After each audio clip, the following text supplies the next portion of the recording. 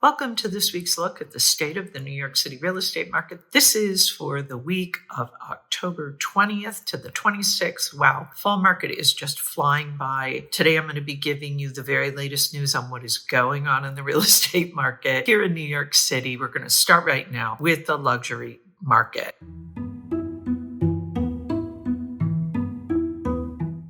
There were 31 contracts signed in the luxury market.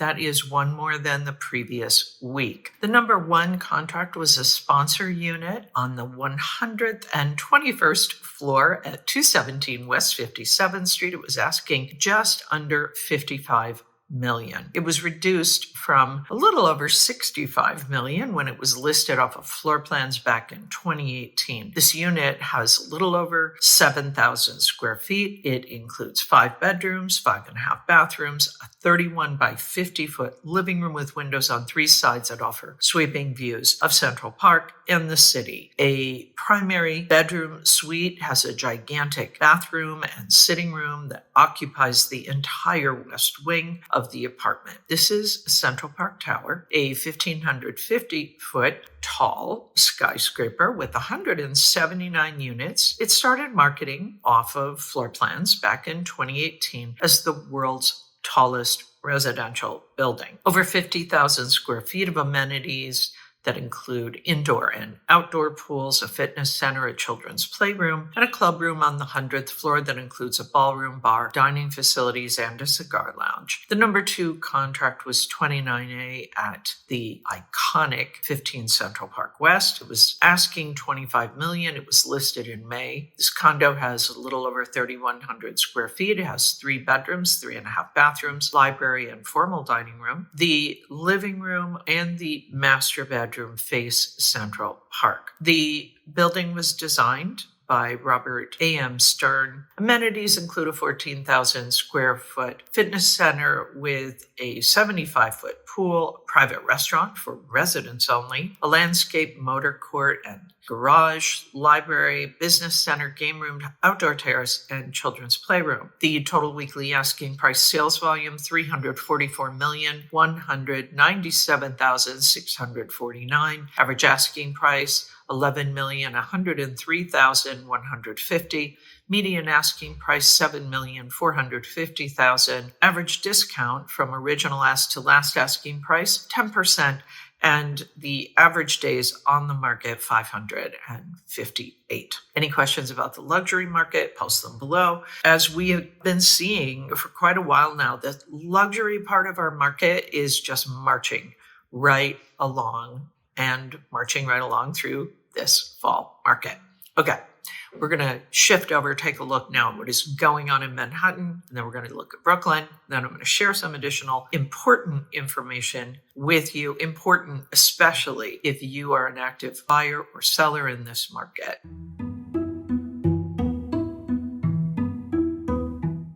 So taking a look at what is happening in Manhattan right now during this fall market, as I said, we are moving right along through this market. We're going to probably be good till around Thanksgiving in terms of active market, but time will tell. The overall supply does seem to have peaked a little bit, just shy of 7,000 units for this season. Contracts signed, as I have been mentioning, luxury part of the market going really well, but kind of overall the market, kind of sector by sector. And the contract sign did jump about 20%, a little bit more. This is the 5th best weekly showing this year. Will it mean upward momentum to the market in this remaining weeks? It's very hard to know. What I will say, it is not across the board.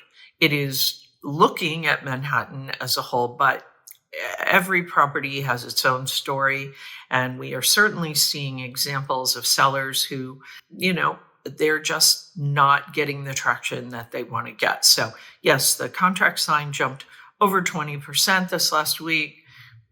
If you were one of those people, terrific, really happy to hear it. If not, just understand that, every part of this market has its own place, from price point to location to property type and, of course, condition. The supply in Manhattan for the week dropped almost 6%. 295 properties came on the market. Contracts signed, as I said, jumped a little over 22% for last week, 258. Off-market properties rose over 92% last week. 250 properties came off the market. The supply for the month in Manhattan, 1,482. That is down a little over 24%. Contracts signed, 960. That is up over 32% for the month. Off-market properties, 698. That is up a little over 31%. We are looking at a very different kind of market pulse. This week, it looks like it has risen up into favoring the sellers. Again, I would say it depends on where you sit in the market. If you are an active seller, some property types are performing better than others right now. Some price points are performing better. Certainly, condition is coming into play, as you have heard me talk about in previous weeks. Anyway, it's up 1.6% from last month, up just a smidge from last year. The liquidity pace chart, 960 contracts signed over the last 30 days. It is up a little over 37% from last month and up almost 4% from last year. Okay, so that is Manhattan. Now we're going to talk about Brooklyn.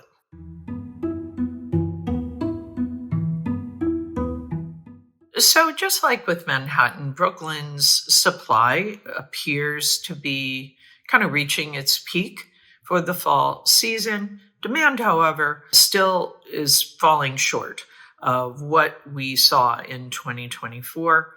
Manhattan beginning to outpace Brooklyn compared to last year. Let's say Brooklyn looks to still be playing catch up, hasn't really taken hold this fall market in Brooklyn. Let's talk about the specifics a little bit. In Brooklyn, the supply for the week, 216, that's up a bit, just under 10%. Contract signed did pop for the week, almost 46%, 147 contracts signed in Brooklyn. Off market rose also a little over 42%, 64 properties came off the market. The supply for the month dropped about 7% at 905. The contract signed up almost 9%, 538. Off market rose just under 4% at 300. We remain in a very neutral place from a market pulse standpoint, and the liquidity pace chart for the last 30 days, 538 contracts signed. That is up almost 14% from last month and down almost 14% from last year. Okay, that's it for Brooklyn. Now, I'm going to share some additional information with you, as well as strategies for success. You're definitely going to want to stick around for that if you are an active buyer or seller, or if you're just curious and you're not an active buyer or seller, but you just want to know what's going on. So here's some additional data for you about the luxury market.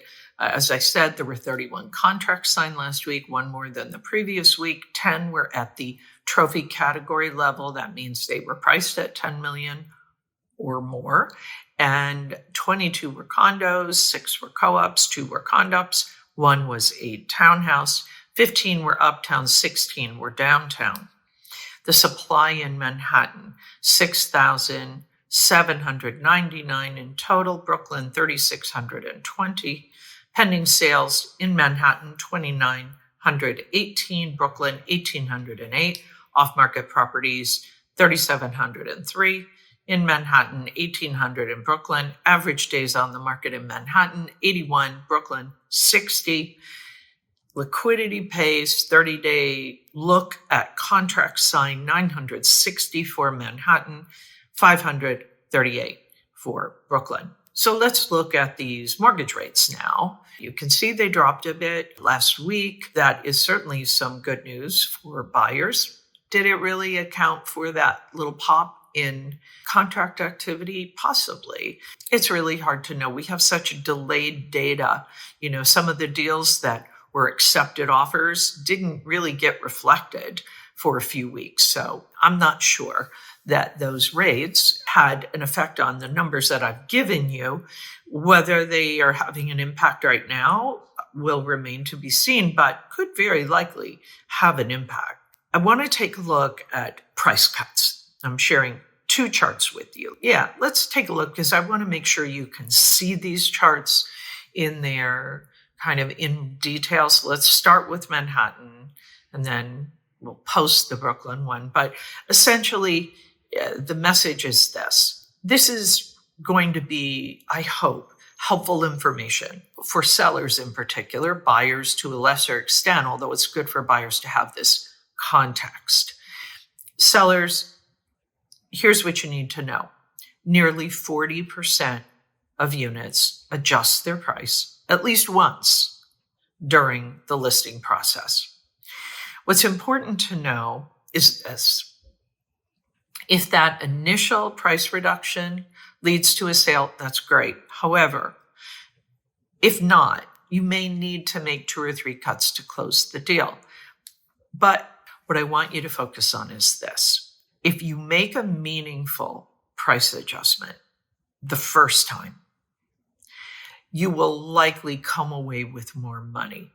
Because take a look at this. Look at this average price adjustment being 7.4%. This is all of Manhattan, right? We're going to just use Manhattan as the example, but really the same thing applies to Brooklyn. We'll talk about that in a second. So if the average price adjustment is 7.4% and the first price adjustment on, let's say, day 42 is 5.2%, and then the second price adjustment is 5%, you're already losing money, right?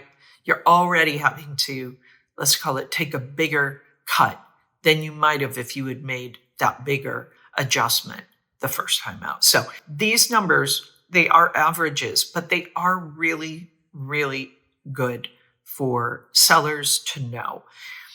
Look at these numbers. All of Manhattan, 7.4%. Studios, 7.2%. 1 bedroom, 6.7%. 2 bedrooms, 7.7%. 3+ bedrooms, 8.4%. So your decision, of course.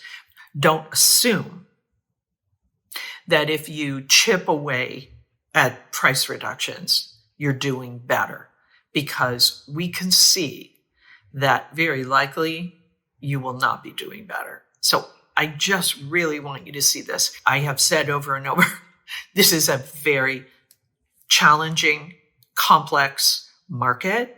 The more information you have, the better.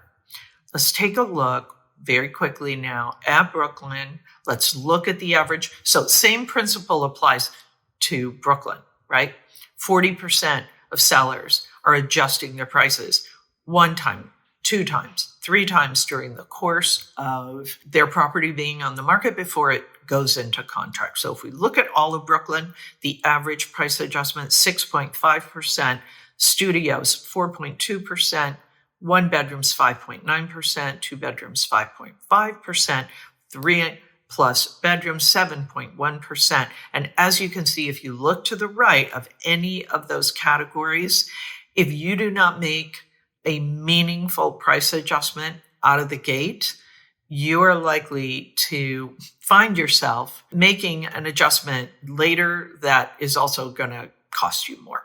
Okay, I think that covers the price cut schedule for both Manhattan and Brooklyn. And that is it for this week's look at the state of the New York City real estate market. As always, my thanks to the Olshan Luxury Report and to Urban Digs. The work they do helps me to help you to make great decisions.